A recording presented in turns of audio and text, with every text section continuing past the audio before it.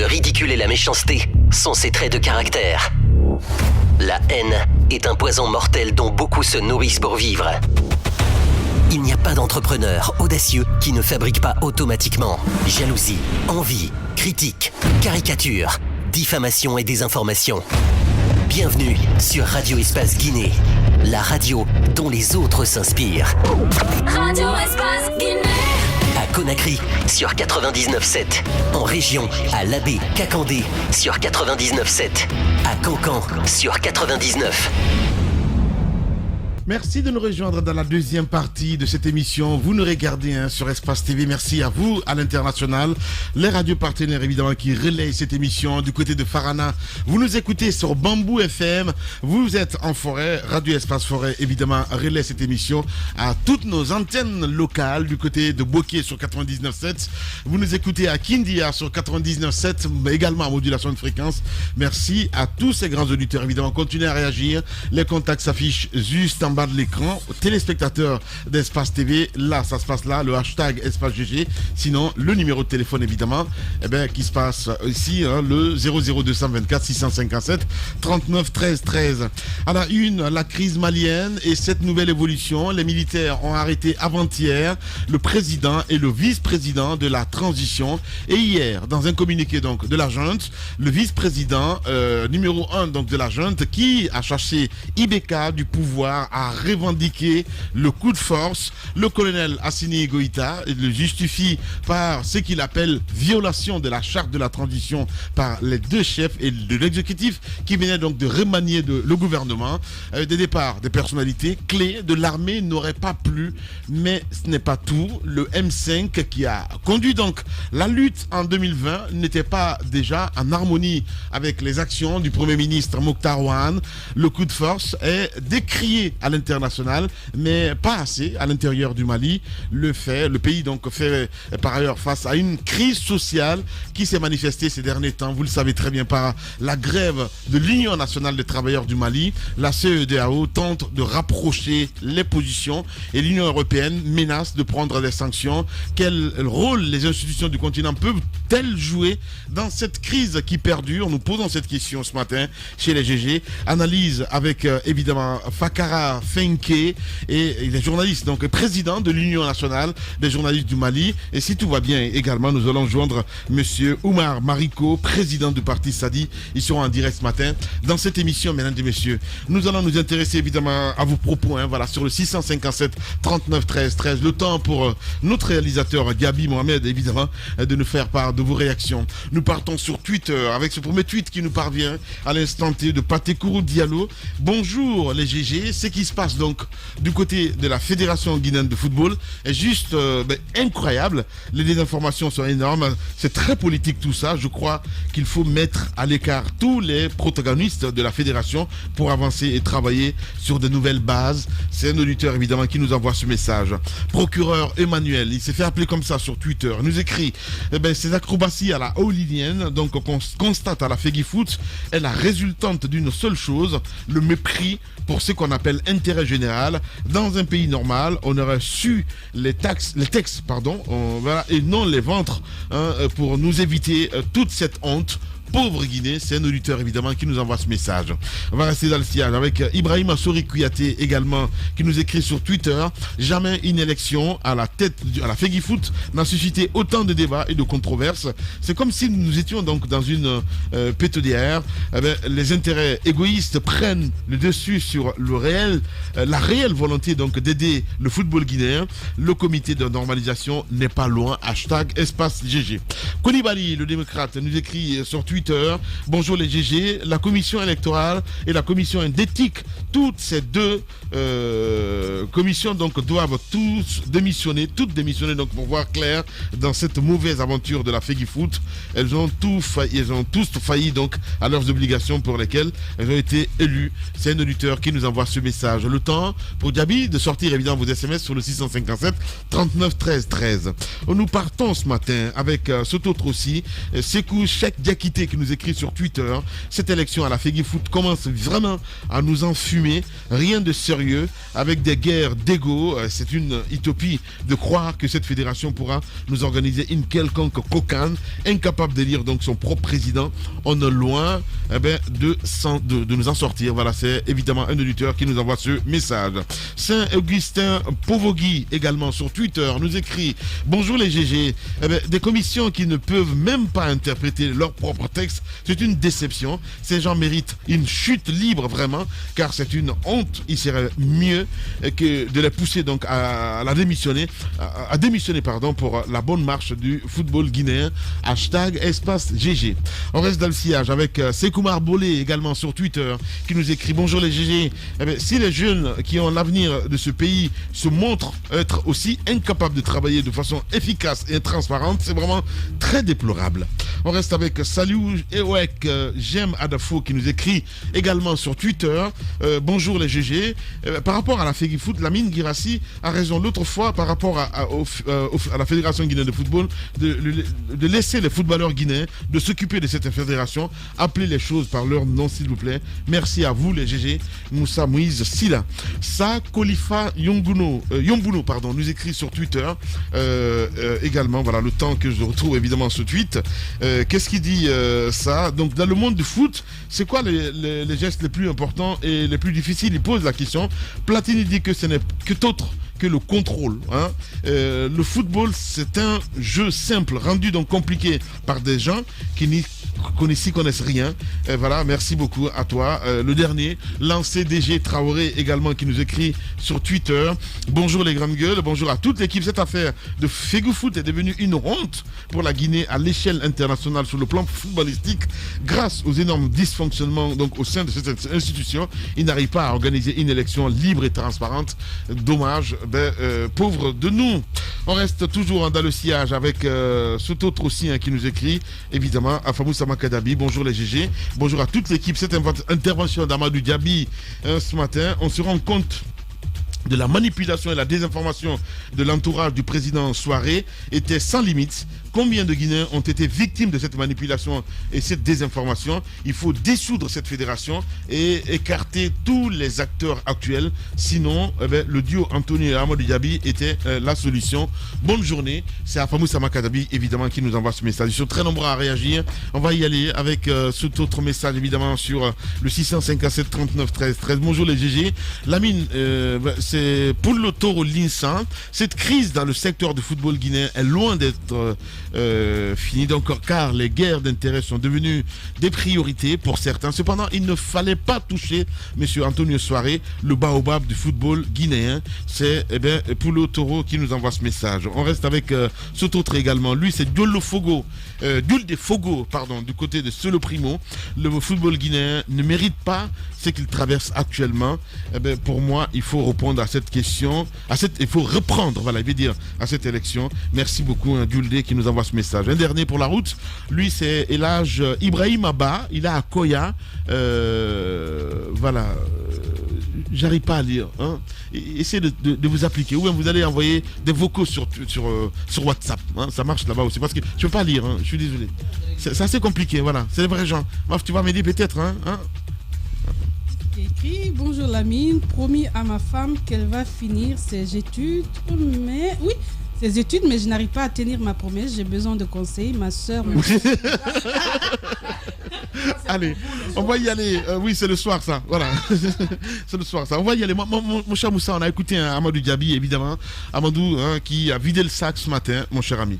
Il a vidé le sac, on se rend bien compte qu'il avait beaucoup de choses à dire. Et il avait gros sur le cœur. Et que l'affront qu'il a subi l'a considérablement touché. Ouais. Il faut quand même saluer la combativité de l'homme qui n'a pas lâché prise. Il ne faut jamais lâcher.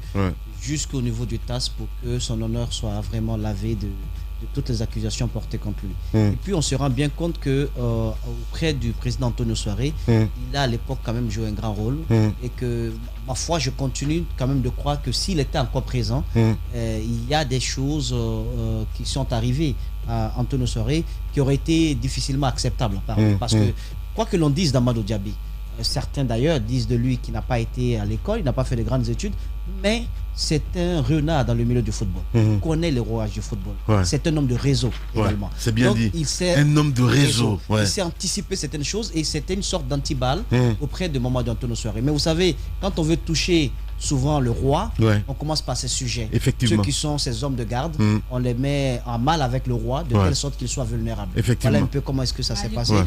C'est Antonio même qui s'est grillé le concernant. Non, parce qu'on lui a fait croire des choses qui n'étaient pas réelles. Ben oui, mais c'est toujours comme ça. Moi, je pense que quand il y a des situations comme ça, le mieux c'est de se parler, tout simplement. Exactement. Mais je pense que tôt ou tard, il reste des frères, ils vont se parler. C'est ce qu'on dit dans ce milieu, Moussa. Après, c'est ce qui se passe derrière. Ils vont se parler. Maintenant, Lamine, au-delà de tout, il faut quand même qu'on en vienne à dissocier le football de tout ce qui est politique. Parce qu'à mon sens, à mon avis, même actuellement, le gouvernement continue, ses couturiers continuent de tirer les ficelles dans ce milieu-là. C'est vrai qu'on demande aux footballeurs, ceux qui sont au niveau de la fédération de laver le linge sale, mais si on continue d'avoir les politiques qui tirent les ficelles parce que chacun a son candidat, ça devient difficile. Il faut quand même voir ce qui s'est passé. Il y a un exemple qui a été donné récemment, le tournoi qui a été organisé, le tournoi de l'UFOA, qui est organisé au stade Général Lansana Conté. Ça a été bien organisé. On a vu quand même qu'il n'y a pas eu de fausse note. Nous nous sommes rendus compte que la Guinée a une pépinière qui est en train de monter des jeunes de 15 ans qui sont capables de faire de grands exploits. J'ai vu ça. Le football réel, le football de la Guinée, c'est là-bas qu'il se joue. C'est là-bas qu'il se joue. Les académies qui sont en train d'être créées, les jeunes qu'on fait rentrer à l'école du football qui apprennent, c'est là où se trouve le véritable football. Tout ce qui se passe à la fédération, exactement. Le stade Général Lansana Conté, ceux qui sont là-bas, j'ai bien compris que des efforts ont été faits. Quoi que l'on dise d'Antonio, quoi qu'on dise d'Antonio, la Guinée est sortie championne. Quoi qu'on dise de lui, c'est un homme qui a un amour profond pour le sport, évidemment, pour le football et qui a investi pour cela. Ça, c'est indiscutable. Maintenant, l'exemple qui a été donné, l'exemple de Kindia, vous avez vu le ministre Bantamasso qui a été de ce côté, parce que j'ai vu les photos, j'ai vu qu'il a été visiter un terrain où... non, c'était la journée nationale du sport qui avait lieu à Kindia. Mais moi, je l'ai vu visiter un terrain vide. Mais bien sûr. Voilà, où on doit implanter... Ils ont fait quand même, je veux dire, de concentration du côté de Kindia avec des acteurs de football. Exactement. Oui, l'incompréhension a été qu'il y a un tournoi qui a lieu à Conakry, en Guinée, qui est abrité par la Guinée, et que le ministre tienne des journées des sports à Kindia. Ça montrait clairement tout le malaise qu'il y a au sein de notre sport. C'est juste ce que moi je veux relever. C'est-à-dire, on sent bien que... Antonio n'est pas du tout dans... il n'est pas dans... Comment on appelle? Il ne fait pas en odeur de sainteté avec le ministère des Sports. Vous sentez que tout est mis en place pour l'écarter de plus.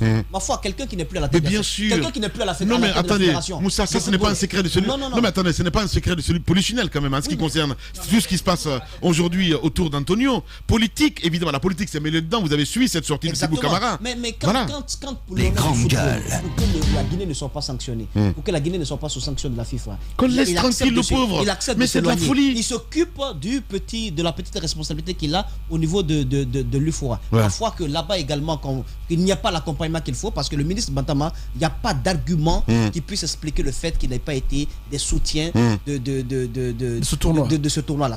C'est pas compréhensible. Ça laisse vraiment apparaître au grand jour et toutes les ça, ce n'est pas du tout caché quand même. Peut-être que tu ne le sais pas, mais bon, on sait très bien que Bantama est très proche de KPC, ça vous le savez. Et bizarrement, ces journées étaient l'un des sponsors majeurs de ces journées, c'est la fondation KPC. Ah ben voilà, donc c'est pas étonnant. Qui a été sponsor de cet événement. Malheureusement. Allez, on a écouté mon cher ami Amadou Diaby, mon cher Jacques. Je crois qu'il avait envie de dire des choses et il les a dites clairement. Maintenant, il faut retenir que c'est la gestion qu'on a faite de la défaite de l'Égypte, c'est ce qui a amené bien entendu à des sanctions qui ont été prises contre lui et contre Paul Put à l'époque. Et on sait très bien qu'à l'époque, il y avait quand même certains observateurs du football guinéen qui n'avaient pas manqué de signaler la nécessité de voir cette équipe ressoudée, d'assumer ce qui est arrivé du côté de l'Égypte et voir dans quelle mesure ils pouvaient se lancer pour la prochaine fois. Sauf que ça n'a pas été bien fait. Je suis d'accord avec un auditeur qui a dit tout à l'heure que peut-être les choses n'ont pas été bien organisées autour du président Antonio à l'époque. On a trouvé des boucs émissaires Et finalement, voilà où on est venu. Et les gens ont toujours des institutions vers lesquelles se tourner. C'est le TAS. Et lorsque une décision sort de là-bas, vraiment, comme Amadou Diaby ce matin, il sort au ragaillardi. Il y a le discours qui tient derrière. Ouais. Ce qui est important aussi et que j'ai pu comprendre. Et il assume surtout le rôle qu'il a joué, évidemment, pour évincer. Pour évincer, c'est passé devant tout le monde pour évincer Super V. Ouais. Et il assume, il dit qu'il s'était à refaire qu'il allait le faire. Qu'il allait le refaire. Ouais. Les grands. J'aime dire tout ça. Comment? Qu'il ne collaborerait plus avec Antonio dans le football. Effectivement. Ce qui veut dire en résumé que tout le monde à ses yeux représente un problème. Donc je pense qu'il y a des difficultés majeures. C'est ce qui nous donne un peu raison quand on dit il va falloir s'arrêter un peu, voir comment mieux organiser les choses pour que, non pas les rancœurs, mais au moins que les textes qu'on a adoptés, que ces textes-là, que tout le monde accepte de les respecter. Ouais. Bien. Allez-y, mon cher Daouda. Vous savez, on est en train de vivre, et les acteurs et nous les autres observateurs, on est en train de vivre les conséquences aujourd'hui d'une certaine complicité, de certaines manœuvres qui ont prévalu à un moment donné, notamment à l'élection de Super V, mais aussi à l'élection d'Antonio Soare. Il y a eu des hommes qui ont été mis au service des personnes et non au service de l'institution. Aujourd'hui, l'institution est en train de souffrir. Les fans du courant, les observateurs souffrent par les conséquences de ceux qui, à un moment donné, ont voulu coûte que ce soit leur personne. Clairement que c'était le clanisme. C'était le clanisme et on ne peut pas dire que c'était. C'est toujours le clanisme parce qu'on n'en a pas fini encore avec. Il y en a encore des hommes qui, quand on prend Boubatri, dès qu'on dit son nom, et tout de suite quand j'ai dit il est soupçonné d'être l'élément de Super V, Antoine a dit qu'il n'y a pas de soupçon, c'est lui. Alors c'est ainsi pour tous les autres éléments. Et pour tous les autres éléments, qui peut aujourd'hui dire que tel élément de la Fegui Foot, même c'est comme le milieu aussi, je veux dire, du monde des médias. Voilà. Il y a des antonistes et tout ça, donc c'est important. C'est important de toucher un mot là-dessus. Non, aujourd'hui, il faut se dire qu'on a vraiment oublié le sens réel de ce qui devait être fait comme travail. On est resté dans les considérations des personnes, d'individus, et au point qu'aujourd'hui, on ne sait pas dans 5-10 ans quel sera le réel potentiel de la Fédération guinéenne de football, sans compter ses impacts ou ses effets sur la pépinière. Et si c'était les acteurs qui reprenaient évidemment cette fédération? Moi, je l'ai évoqué la dernière fois ici. Je pense que les acteurs ne sont pas loin de ce qu'on est en train de vivre. Non, je parle des acteurs, des joueurs de foot, les anciens. AKB est un ancien. Bon. Mais son nom a été cité là par Amadou Diaby. Par Amadou Diaby, c'est vrai. Alors, qu'est-ce qu'on dirait sur les autres? C'est vrai. Chacun garde un cadavre dans son placard. Voilà. Bien. Allez-y, Antoine. Le football, malheureusement, guinéen traverse un moment difficile de son histoire. Cela n'a pas commencé aujourd'hui. Sauf qu'à l'instant où nous parlons, la crise s'est davantage accentuée parce que des Guinéens, pour des questions banales, je dirais, pour des questions d'intérêt personnel, ont décidé de tuer le sport roi qui est le football. Moi, j'ai été fier de voir de jeunes Guinéens, le week-end dernier, au stade de Nongo, produire un football limpide, magnifique. J'étais émerveillé de voir ces jeunes poulains de moins de 15 ans produire des merveilles. Ils ont battu sur plat de couture le Mali, qui tout de même, dans la sous-région, fait partie des meilleurs centre en matière d'académie du continent. Qu'est-ce que je fais, Antoine? Eh bien, véritable success story de la radio Espace Guinée, les grandes gueules, détentrices des meilleurs scores radio en Guinée, de la meilleure émission talk show, a donné le créneau horaire du départ au bureau et du retour à la maison, récoltant depuis des années consécutives le titre d'émission la plus écoutée en Guinée, toutes catégories confondues. Un grand total de plus de 5 millions d'auditeurs ont été fidèles au talk show Les GG, diffusé jour après jour sur toutes les stations du réseau Adafo Média de 9h à 10h30, un exploit qui restera longtemps dans les annales de la bande FM en Guinée. Liberté de temps, l'émission qui parle de vous, mesdames et messieurs, tous les matins sur Radio Espace, en simultané évidemment sur aussi Espace TV. Et tous les soirs à 18h, vous avez accès à cette émission sur notre radio rouge, Suite FM Guinée 99.1 ici à Conakry. On en vient à cet autre sujet, Moussa, vous l'évoquiez la semaine dernière évidemment, le sujet sur les fermetures évidemment des frontières. Et Antoine, qui a déroché évidemment ce matin ce fait, et vous dites qu'Alpha était... il s'est opposé. Et pourtant, il avait annoncé, c'est toujours dans la même lancée que ses propos d'Abidjan lorsqu'il était à la tête de l'Union africaine. On a déterré ses propos pour montrer que le président est en parfaite contradiction avec lui-même. À l'époque, il a rassuré, il a lancé solennellement qu'il n'était pas admissible qu'un État ferme ses frontières avec un autre sur la base de problèmes politiques. Que la politique ne vienne pas empiéter sur les relations économiques ou les relations liées au développement. Aujourd'hui, quand on voit que la frontière guinéenne est fermée depuis 8 mois avec le Sénégal pour des raisons plus ou moins officielles, on est en mesure de se demander où est-ce qu'Alpha Condé, est-ce qu'il a oublié ses propos de 2017 à Abidjan? On va l'écouter. C'est important de l'écouter. Derrière, on revient évidemment. Alpha Condé, c'était donc en 2017. Il est important que vous insistez sur l'intégration africaine. Si la Côte d'Ivoire a pris d'avantage de faire une usine de ciment, pourquoi je vais en faire en Guinée? Ça n'a pas de sens. Malheureusement, nous sommes étroits au point de vue politique. C'est-à-dire, lorsqu'il y a un petit problème, la Côte d'Ivoire ferme ses frontières. Alors, on ne peut plus avoir de ciment. C'est ça qui amène les pays africains à faire les mêmes choses. Il faut que vous amenez les chefs d'État africains à séparer les problèmes de développement économique et commerciaux des problèmes politiques. C'est-à-dire, quels que soient les problèmes entre deux États africains, cela ne doit pas influer sur les activités économiques et commerciales. Ça, c'est le peuple qui doit imposer.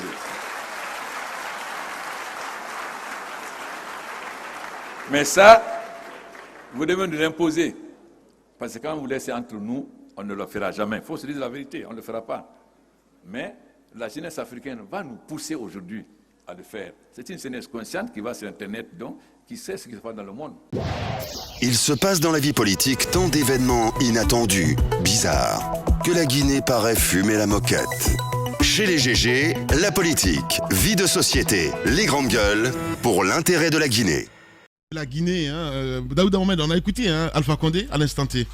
Oui, il faut saluer déjà cette franchise du chef de l'État, ce ton qu'il donne à la jeunesse guinéenne, à la jeunesse africaine. Et on a vu que le président Alpha Condé, il s'est bien inspiré de la politique ou de la voie de l'intégration africaine prônée par la CEDEAO, mais aussi hier, il était à la télé. Oui, il était à la télé. Il était à la télé. On a suivi dans une interview bizarre. D'accord.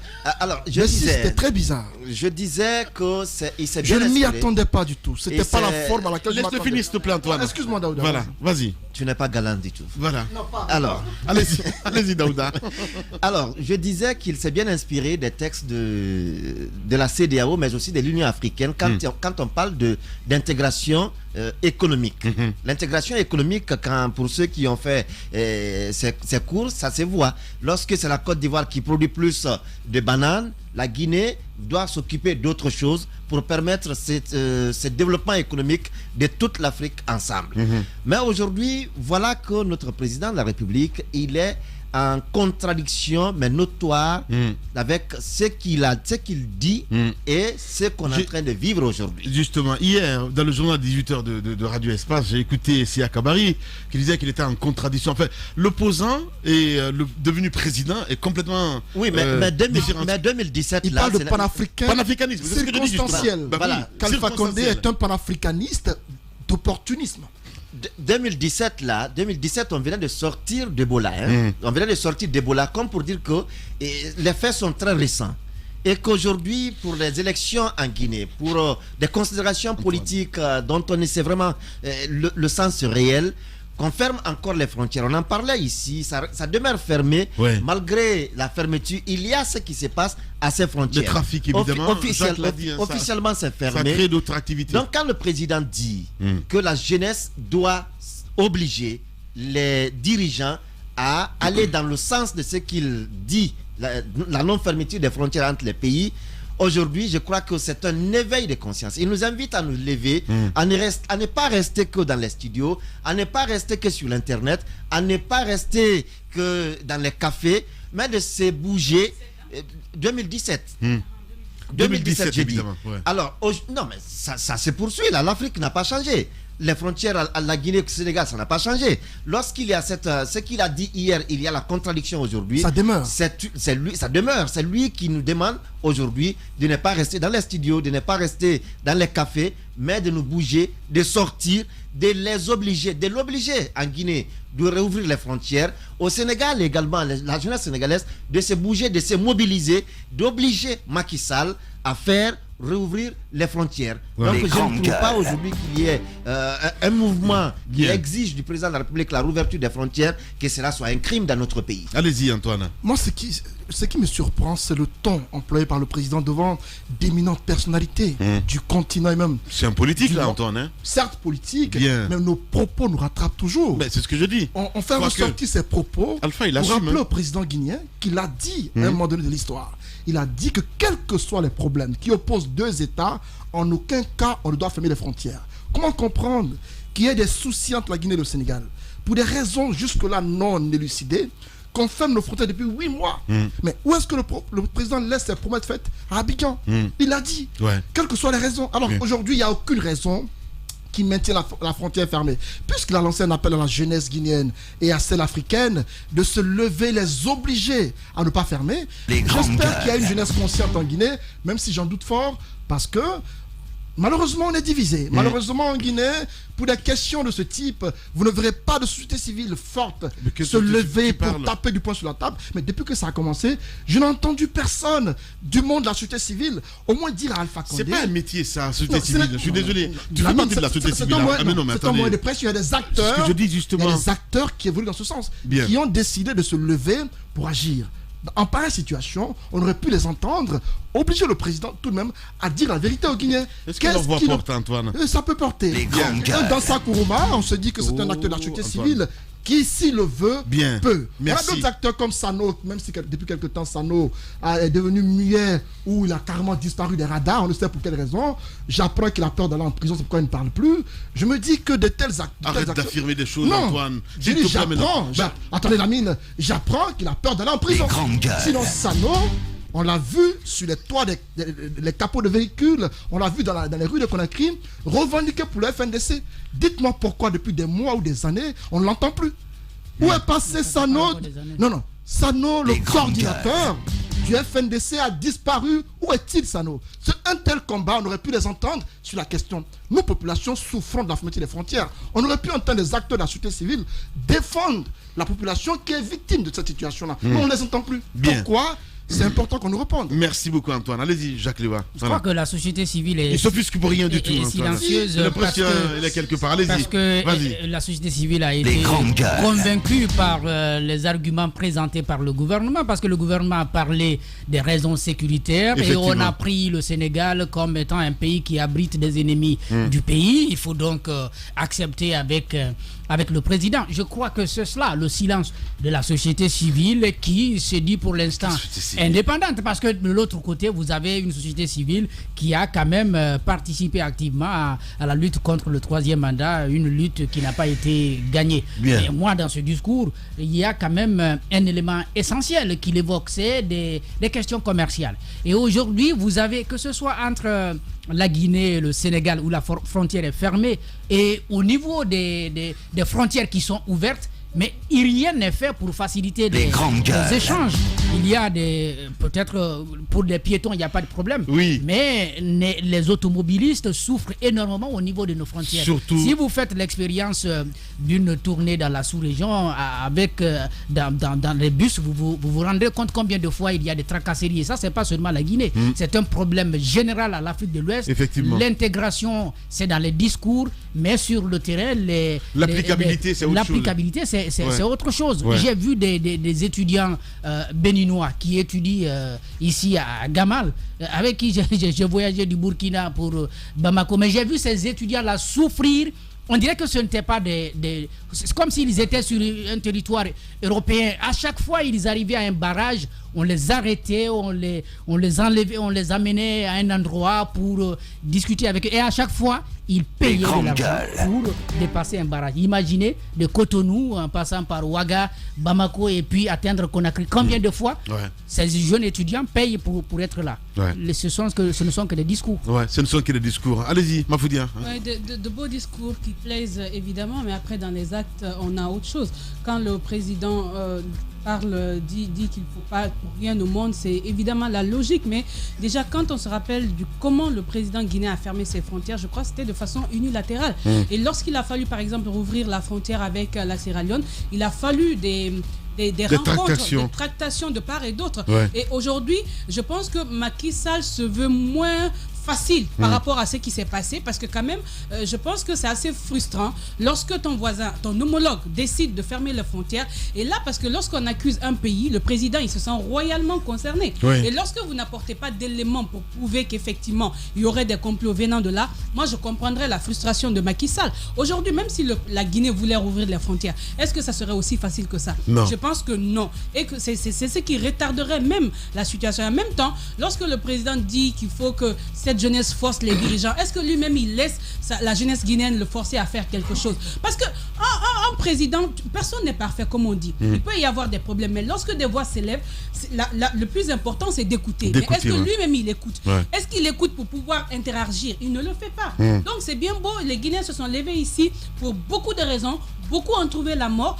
Là, la responsabilité ne revient pas à ceux-ci. Ils ont fait leur devoir. C'était à lui aussi d'être à l'écoute, de voir ce qu'il y avait lieu de faire. Il ne l'a pas fait. Ce sont évidemment de beaux discours. Après, c'est un peu comme un peu partout sur le continent.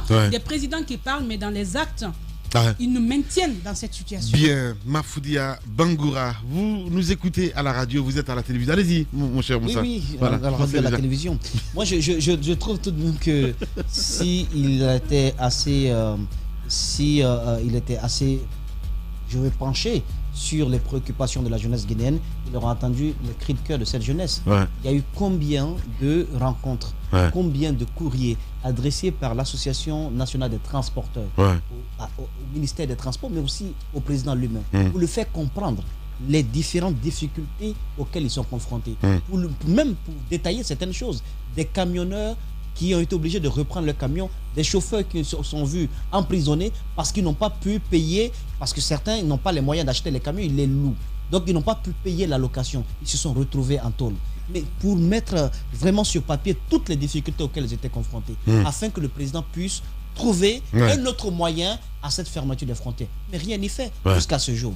Mais quand même, comparativement au Sénégal, je pense que dans cette histoire, c'est nous qui perdons beaucoup. C'est nous qui perdons beaucoup. Malheureusement. Il y a des produits frais qui vont à la base, certes, dont le Sénégal a besoin. Mais il y a aussi beaucoup de produits qui viennent ici, qui sont vendus dans nos boutiques, mais qui ne sont pas fabriqués là. Ensuite, économiquement, ce n'est pas la même chose. Nous n'avons même pas de compagnie aérienne.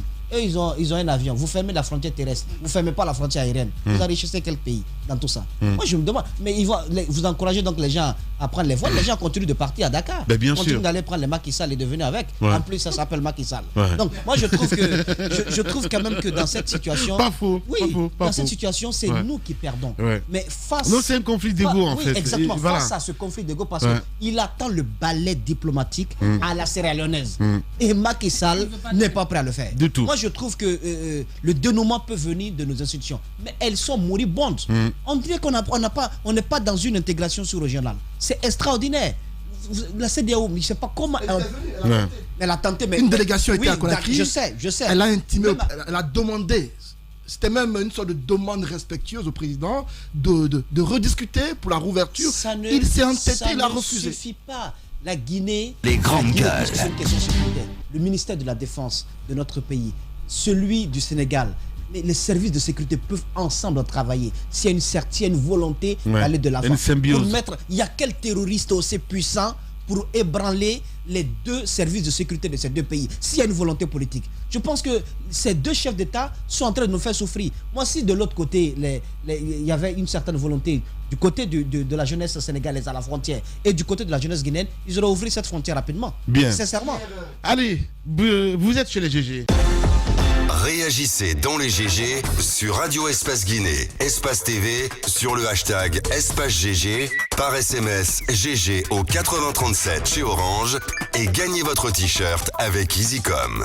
Téléphone 00224 626 26 10 06 ou 00224 664 24 80 00 www.easycomgn.com. Page Facebook EasyComGN. Direction le Mali, mesdames et messieurs, ce matin, nous allons joindre, si vous le voulez bien, mon cher Gabi, de ce côté, c'est Oumar Mariko que nous allons appeler, hein, voilà, dans un instant. Il est le président du parti Sadi, à l'instant que nous allons essayer de joindre, évidemment, du côté du Mali. Ça allait très vite, hein, de ce côté, mon cher Jacques Léwalino. Hier, déjà, on a vu ce communiqué du président de la junte. Alors, le président de la junte, c'est allé très vite. Après, avant-hier, c'était plutôt une arrestation et puis on se posait des questions, qu'est-ce qui va se passer, et puis hier il sort de son silence à travers un communiqué pour justifier le coup de force. Donc il parle des violations de la charte de la transition. Il semble que dans le remaniement ministériel qui avait été sollicité par le M5, parce que depuis le coup de force de l'année dernière, on avait demandé la mise en place d'un gouvernement. Un gouvernement a été mis en place, mais à l'intérieur il y avait beaucoup plus de militaires et il n'y a pas eu assez de place pour le M5 qui s'est quand même battu dans la rue. Pas de place pour la classe politique. Depuis donc la mise en place de ce premier gouvernement, il y avait des tractations en cours et finalement je crois dans les discussions, le président Bandaou et le premier ministre Mokhtar Ouane parviennent, n'est-ce pas, à s'accorder sur l'essentiel et donc décident de remanier le gouvernement, mais il semble donc qu'il n'y a pas eu de concertation avec le vice-président qui reste quand même l'homme qui détient la défense, l'homme qui détient la sécurité, donc l'essentiel du pouvoir. Et il y a deux personnalités clés qui ont été éjectées du gouvernement qui sont, semble-t-il, des éléments des éléments de la junte, donc du comité qui a été mis en place. Et automatiquement, le 14, il y a eu une rencontre entre le M5 et le vice-président Assimi Goïta. Et à l'issue de ces rencontres, je crois, il y a eu une petite force qu'il a pu avoir. Parce que ce qui s'est traduit même au lendemain de ce coup de force, il n'y a pas de contestation du côté du M5. J'apprends même... C'est vrai, il y a ce silence aussi. Non, il n'y a pas de contestation parce que le M5 n'était plus en odeur de sainteté avec Mokhtar Ouane. Ok, le Premier ministre. Le Premier ministre. Ouais. Donc, le président, c'est comme si lui, il avait une fonction simplement honorifique. C'est bien cela, parce que l'essentiel du pouvoir, c'est entre Mokhtar Ouane et puis Assimi Goïta qui reste le véritable chef d'État du Mali aujourd'hui. Donc, et j'apprends qu'il y a un des membres, je crois, Chogola, Kogola peut-être, qui est un des membres influents du M5 qui serait pressenti pour remplacer, n'est-ce pas, Mokhtar Ouane à la tête de ce gouvernement. Sauf qu'il y a aussi des contestations. Donc, la mission de la CEDEAO qui séjourne à Bamako depuis hier et mène, n'est-ce pas, des discussions, monte à Kati et puis descend, mais n'obtient pas pour l'instant grand-chose parce qu'aujourd'hui, la question véritable, c'est de savoir est-ce que Bandaou va redevenir président ou plutôt c'est fini pour lui. Assimi Goïta reprend le pouvoir et puis on lui trouve un premier ministre. En tout cas, il est d'accord qu'on trouve un premier ministre du côté de la société civile, donc du M5 qui s'est battu contre Ibeka. Voilà, beaucoup de choses à dire ce matin. On n'arrive pas à joindre Mariko, peut-être c'est de joindre Faraka Finke, évidemment, que nous allons joindre dans un instant. Et cette sortie, justement, de Emmanuel Macron qui fait toller, mon cher Moussa Moïsida. Macron qui dit la transition qui va se mettre donc en place. Ah non, pas ça, c'est le Tchad. Le Mali, ce qui a conduit donc les militaires putschistes est un coup d'État. C'est inacceptable. Nous sommes prêts à prendre des sanctions ciblées sur les protagonistes. On se dit, c'est bancal la diplomatie française en ce moment, sincèrement. Cette sortie du président français a fait réagir sur la toile.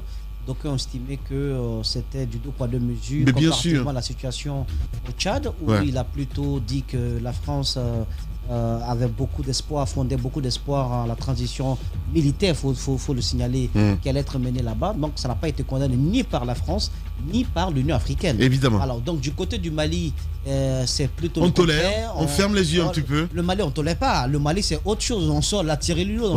On veut vraiment danser. Je parle de la Guinée. On a toléré. Voilà. Le Tchad, on a toléré. Maintenant, moi, ce que je trouve dommage, c'est que peut-être qu'il est arrivé le moment maintenant d'exorciser complètement le Mali de ses vieux démons d'État. S'ils ne le font pas, je pense que le pays va continuer à péricliter de la sorte.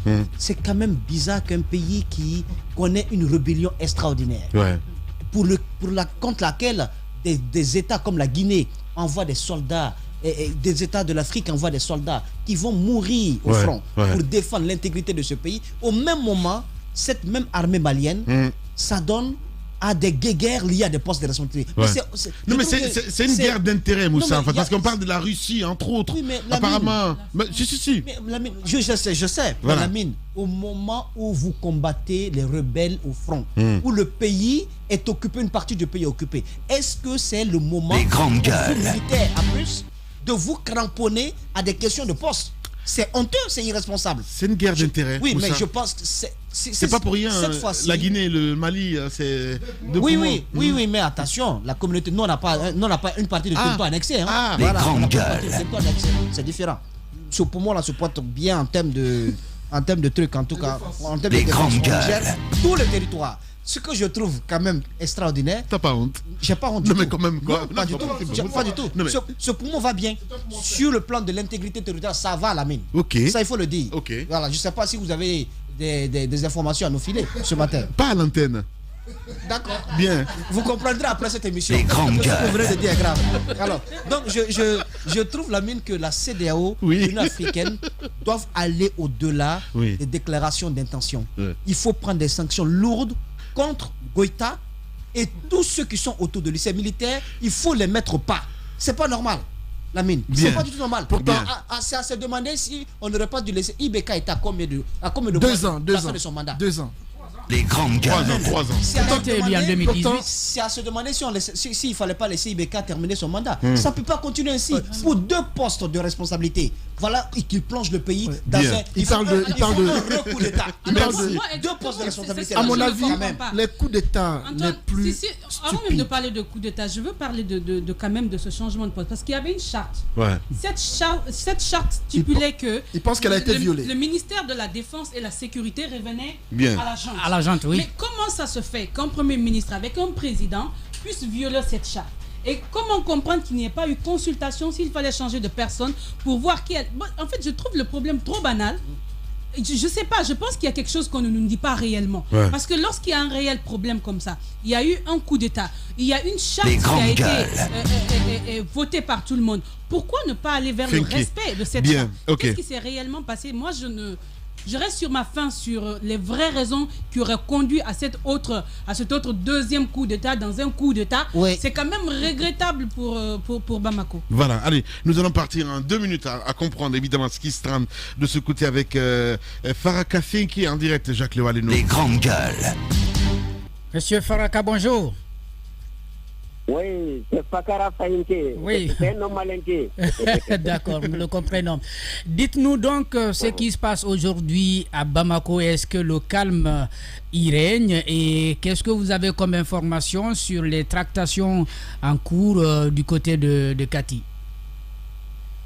Bon, j'ai dit que toujours c'est un calme plat. Les gens ont repris quand même le chemin vraiment du travail avec la levée du mot d'ordre de l'UNTM. Les tractations continuent parce que l'Union européenne avec son représentant, l'ancien président du Nigeria, Goodluck Jonathan, et la société civile, les imams, ont tous défilé à Kati. Le M5 RFP aussi a défilé à Kati.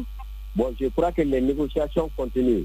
À mon entendement, c'est-à-dire la gente est en train de voir, c'est-à-dire comment quand même on peut installer quand même le nouveau gouvernement avec un premier ministre, et d'autant plus que le M5 RFP avait quand même demandé des garanties, à savoir la dissolution du CNT et puis un Premier ministre qui serait quand même sorti de leur rang. Bon, les négociations continuent avec les partis politiques et la société civile. Sinon, pratiquement dans la ville, chacun est en train de bâtir à ses affaires, comme si vraiment il n'y a rien eu à Bamako. Voilà. Allez-y, mon cher Antoine. Monsieur Faïké, la Guinée où nous sommes a été surprise par ce qui se passe au Mali. Un coup d'État dans un coup d'État. On a envie de comprendre ce qui n'a pas marché. Qu'est-ce qui est à la base véritablement de ce coup de force perpétré par les militaires?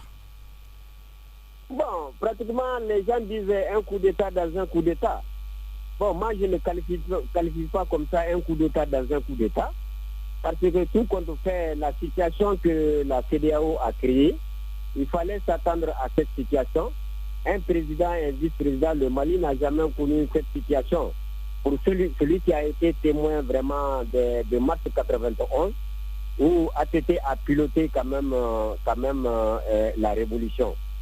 Bon, maintenant, je dis que quand même, il s'agit, le Premier ministre et le président, ils ont déraciné l'arbre, ils ont enlevé le tronc de l'arbre, si je puisse m'exprimer ainsi. Parce que tout ce que les militaires, quand même, les ont donné comme préalable, c'est-à-dire ceux qui sont les représentants des ministères de l'administration. Alors, ils ont enlevé ces gens-là, et le tronc de l'arbre, c'est les militaires maintenant, ceux qui sont le cerveau du coup d'État. Si vous enlevez ceci aussi dans l'attelage gouvernemental, alors, vous savez que quand même, cette situation simple, vous avez créé un précédent fâcheux. Surtout que vous avez contacté la classe politique, vous avez contacté la société civile, ceux-là qui ont fait le coup d'État. Vous n'avez pas pu contacter ces gens-là. C'est pour cela, le président de la junte, Assimi Goïta, a dit qu'ils ont violé la charte. Parce que quand même, eux, ils ont la défense, et ils ont la sécurité. Alors, on ne peut pas quand même installer un gouvernement sans passer quand même par la sécurité. Bien. Ça aussi, cela va sans dire. Voilà. Et puis, il ne peut pas être le dindon de la farce. Bien. Et pour cela, quand même, ils ont jugé nécessaire vraiment d'enlever le Premier ministre. Et pour terminer, c'est là qui disent que les gens se regardent, les gens se connaissent. Celui qu'il a mis, alors un de ses compagnons, c'est-à-dire d'enfance au niveau quand même du ministère des Finances. Et il a mis quand même la femme d'un de ses conseillers au niveau quand même du ministère de l'Équipement et de la Culture. Il y a des gens qui ne font pas cette lecture-là. Les militaires ne sont pas cons. Celui qui était aux Finances, c'est un des représentants quand même de la junte. Et également celui qui était aux équipements. Bon, donc les militaires ne sont pas cons. C'est pour cela que je dis que le Premier ministre et son président, ils ont déraciné l'arbre, mais aussi ils ont enlevé les racines de l'arbre.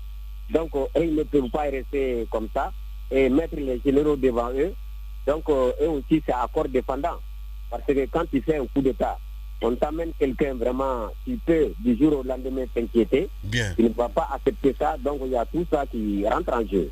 Merci beaucoup, mon cher ami. Féréké Fenté, il faut le rappeler, du côté du Mali, il est le président donc de INEGIM. Merci à vous tous, bienvenue. Bien s'informer, ça demande du temps. Et surtout, se forger une opinion. Du temps pour recueillir les faits. Et recouper tous les faits. De confronter les idées. Les points de vue. Et surtout, les décortiquer. Les analyser, les décrypter. Et puis il faut du temps pour s'écouter. Se comprendre. Alors chaque jour, donnons du temps à l'info. Le temps qu'elle mérite. Les grandes gueules, du lundi au vendredi, sur Espace. Dernière ligne droite évidemment au coin de cette émission. Jacques, vous nous apprenez, bébé siamois, donc un des garçons gravement malade. Oui, c'est le bébé siamois que la première dame a œuvré pour d'abord leur séparation de la naissance, d'accord, mais leur séparation surtout. L'opération qui s'effectue. Ok. Oui. Et après, je crois il avait été décidé que les soins puissent continuer. Ouais. Sa mère leur maman, est du côté de Fria. Okay.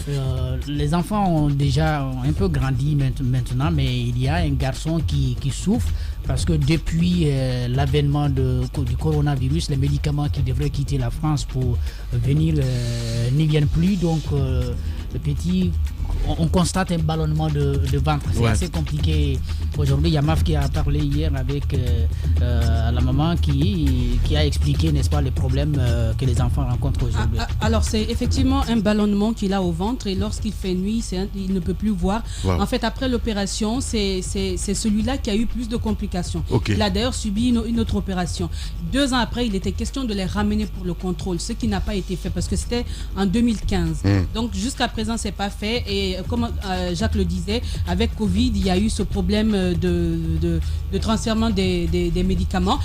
Il a été vu en même temps une solution, c'est-à-dire envoyer l'enfant au niveau d'Abidjan pour voir ce qui ne va pas réellement. Mais là aussi, l'hôpital identifié a envoyé un numéro de compte bancaire sur lequel il fallait d'abord mettre l'argent pour pouvoir amener l'enfant. Mais ça n'a pas été possible. Maintenant, à savoir où est-ce que Prosmi a continué à suivre de près, parce que quand même c'est la première dame qui a pris le soin sur elle d'aider ces 2 enfants. Aujourd'hui, il y a des complications. Ce serait important que Prosmi aille encore vers la famille, parce que la famille a essayé, mais apparemment c'est difficile d'avoir accès à la première dame. Exactement. Okay. Il y a un lien avec un certain monsieur qui dit qu'ils sont en train de voir avec une association de charité du côté de la France. Mais est-ce que c'est ce qu'il faut faire? Maintenant, ce serait important que Prosmi rouvre les portes pour cette famille pour aller voir ce qu'il y a lieu de faire. Tanti Poupane, elle est très active. Elle va essayer de faire quelque chose de ce côté, évidemment, pour que la famille puisse rentrer en contact avec ses enfants. Je veux dire la famille de ses enfants du côté de Fria. Voilà, le message est passé. Merci à vous tous. Safi Diallo, j'ai reçu le message, évidemment, parce que beaucoup de personnes m'ont envoyé ce message, évidemment, sur Facebook, entre autres. Vu que je ne suis pas de la communauté Facebook, donc on m'a envoyé ce message. On va essayer de voir un petit peu avec la télévision ce qu'on peut faire, évidemment. Pour vous, Safi Diallo, le message est passé. Merci à Jacques Lewaleno qui a préparé cette émission, Moussa Moïsila, merci à Mafata Sano du côté de la régie, à Alassane Diallo, l'homme de nuit, Mohamed Diaby était là, côté radio. Dans un instant, les infos sur Radio Espace Guinée et sur Espace TV. Les infos reviennent également de ce côté avec la rédaction politique. Les infos avec Aïssa Toussane, si tout va bien. À demain, au revoir.